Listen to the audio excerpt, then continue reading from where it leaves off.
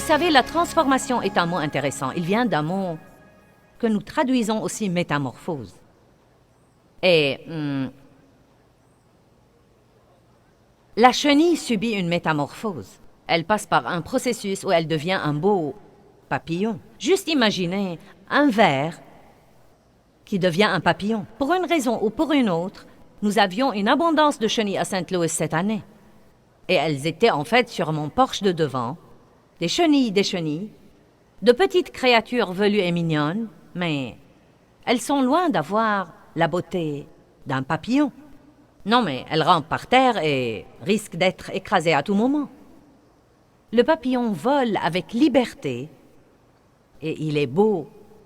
Et je ne pense pas que quiconque puisse suivre la trace d'un papillon, car il paraît qu'ils n'ont pas de constante, ils vont dans toutes les directions, il n'y en a pas deux de pareils, c'est extraordinaire. Mais pour que cette chenille devienne ce papillon, elle doit passer par un processus que si nous étions la chenille, je suis sûre que nous le trouverions extrêmement pénible.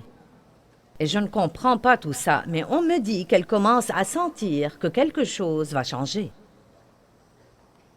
Et puisqu'elles n'ont jamais subi ça, je suppose qu'elles ne savent pas ce que c'est. Pour elles, c'est l'instinct, mais parfois dans nos vies, nous pouvons sentir que quelque chose doit changer. Nous pouvons sentir que quelque chose va changer.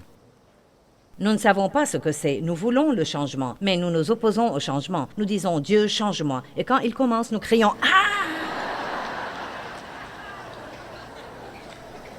Qu'est-ce que tu fais?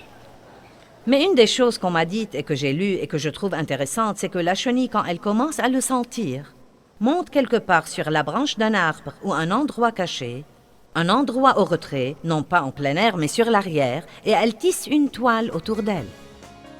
Pour moi, c'est intéressant parce que cette chose qui va se passer entre Dieu et cette chenille est une chose privée.